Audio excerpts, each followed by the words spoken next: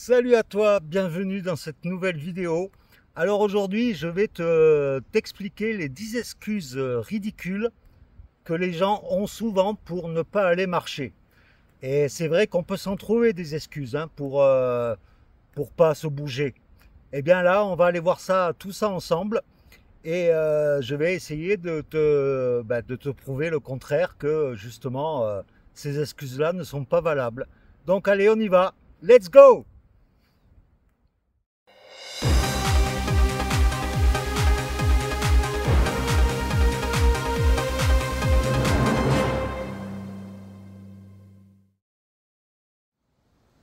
Alors, la première excuse, c'est oh, je suis fatigué. Eh bien, il faut savoir que si tu es fatigué, c'est justement parce que tu ne bouges pas et que tu restes vautré dans ton canapé. Et justement, ça a tout l'effet inverse. C'est-à-dire que quand tu vas marcher, tu ne seras plus fatigué. Bien sûr, il ne faut pas faire 40 km par jour, parce que justement, c'est parce que tu ne bouges pas que tu es fatigué. Et donc, il faut savoir que c'est l'effet inverse qui se produit. Et justement, il ne faut pas attendre d'être en forme pour aller marcher. C'est justement le fait de marcher qui va te mettre en forme. Il ne faut pas confondre. Deuxième excuse, oh, je suis trop vieux pour marcher, c'est pas pour moi. Eh bien justement non, parce que le fait de marcher, c'est une activité qui est saine pour la santé. Et ça, quel que soit l'âge. Tu sais, pendant mes différentes randonnées que j'ai pu faire au long cours, j'ai croisé tous les âges et principalement des personnes âgées et qui étaient en super forme, qui étaient encore plus en forme que des jeunes de 20 ans qui restent devant leur ordinateur. Donc le mieux, je crois que j'ai déjà croisé sur les chemins de Compostelle une mamie qui avait 85 ans, je crois, de mémoire. Donc franchement non, il n'y a pas d'âge pour aller marcher. La troisième excuse, c'est les complexes physiques. Parce que souvent, il y en a qui se disent ah, je suis trop gros pour marcher, ça ira pas. Eh bien non, justement, c'est justement en marchant que tu vas perdre du poids. Et c'est pas une excuse, ça, d'être trop gros. Regarde mon cas, hein. Par exemple, moi, je te dis par rapport à mon expérience personnelle, sur les chemins de Compostelle, je suis parti avec 88 kilos. J'étais en surpoids et je peux te dire qu'après 2 mois et demi de marche, j'avais perdu 78, 12 kilos, j'avais perdu. Donc, tu vois, et l'année dernière, sur la Via Francigena, pareil, j'avais perdu 14 kilos. Donc, faut pas trouver ce prétexte-là. Et puis maintenant, voilà, j'ai un ventre tout plat. J'ai plus de bourrelet, j'ai plus rien. Ça, c'est top. Une autre excuse, c'est les contraintes familiales. Ben ouais, ça, je peux le comprendre. Mais c'est pas une excuse pour aller marcher. Au contraire, tu peux les impliquer dans tes randonnées. Même si c'est une journée pour marcher, tu leur demandes ce qu'ils aiment bien. Et par exemple, tu peux leur proposer d'aller marcher. Si par exemple, tu as un gosse qui aime bien cueillir des champignons, par exemple, eh bien, tu l'amènes, tu marches et puis tu l'amènes cueillir des champignons. Ou s'il y en a un qui aime bien aller au cinéma, eh bien, tu pars de chez toi, tu marches, tu fais des petits zigzags si vraiment le parcours est trop court, et puis tu l'amènes au cinéma, et puis vous revenez à pied. Et voilà, et ça permettra, ça donne une bonne cohésion familiale. Et puis voilà, donc c'est pas une excuse, les contraintes familiales. Après, il y en a qui vont dire qu'ils sont pas motivés pour aller marcher. Eh bien, moi je peux te dire que le fait de marcher, ça te motive puisque tu vas faire plein de rencontres sympas et puis tu vas aussi découvrir des sentiers que tu ne connais pas. Même à côté de chez toi, hein, tu peux avoir des chemins, pas forcément de randonnée, des chemins dans les collines ou quoi, où tu n'es jamais allé et tu peux découvrir des trucs hyper sympas. Donc franchement, non, c'est... Et puis il faut savoir que, comme je le disais un peu avant, c'est la motivation qui peut t'aider, c'est que c'est bon pour la santé. Ça va te maintenir en forme. Donc non, il faut essayer de se motiver. Allez, du nerf.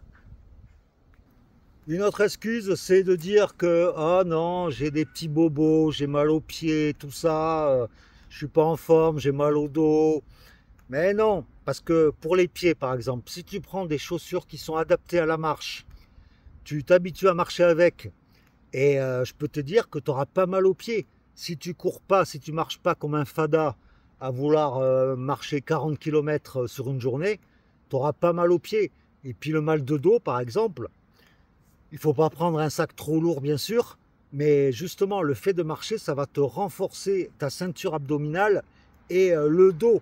Donc, justement, c'est un très bon remède pour pallier à ces petits problèmes de santé. Donc, voilà, t'as plus le choix. Une autre excuse courante, c'est de dire que, ben voilà, qu'on est tout seul et qu'on n'a personne pour nous accompagner.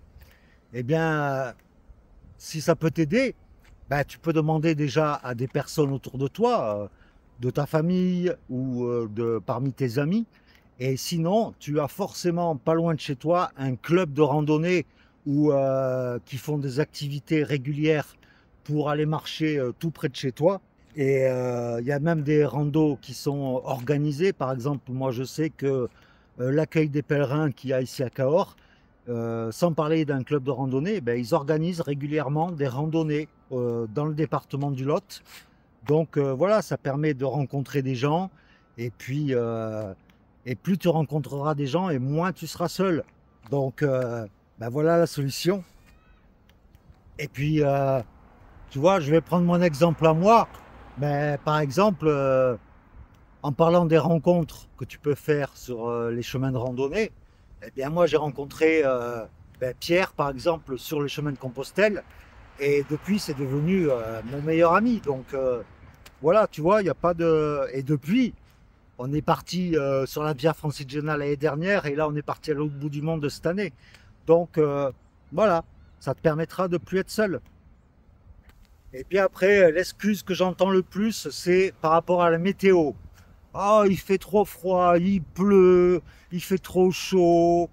Eh bien déjà, pour pallier au froid, tu mets un système, comme on dit, le système des 3 couches, pour pas avoir froid. Tu mets un t-shirt, tu mets un sous-vêtement chaud, enfin une polaire par exemple, et par-dessus tu mets une veste anti-vent, anti-pluie également. Et avec ça, tu n'auras pas froid. Donc après, pour la chaleur, bien sûr, il ne faut pas marcher aux heures les plus chaudes. Mais si tu t'hydrates régulièrement et que tu marches, si tu peux, à l'ombre et que tu marches lentement sous la chaleur, eh bien, tu limiteras les effets de coups de chaud ben, sur ton corps, quoi. Et tu sais, il n'y a pas de mauvais temps. C'est juste qu'il y a de mauvais vêtements. C'est tout. C'est-à-dire que tu adaptes ta manière de t'habiller en fonction de la météo. Voilà, donc faut pas hésiter. Et puis, hey, t'es pas en sucre non plus, hein. Même si t'es mouillé, ça va pas te tuer, va. Donc voilà, j'espère que ces petits conseils t'auront été utiles et que ça t'aura motivé à pouvoir te bouger le cul. Donc maintenant, eh ben, t'as plus qu'à appliquer mes conseils. Oh là là, il y a du vent, je peux te le dire. Donc, ben, t'as plus qu'à bouger. Et puis, ben, j'espère que dans les commentaires, tu me diras si tu as appliqué mes conseils. Et puis là, vu que c'est la tempête, eh bien, malgré qu'il y ait du mauvais temps, ben, je suis quand même dehors, tu vois. Donc, eh bien, j'espère que ça t'aura plu. Et puis, je te dis à très très vite pour une nouvelle vidéo. Allez, gros bisous à toutes et à tous. Et à très très vite. Ciao.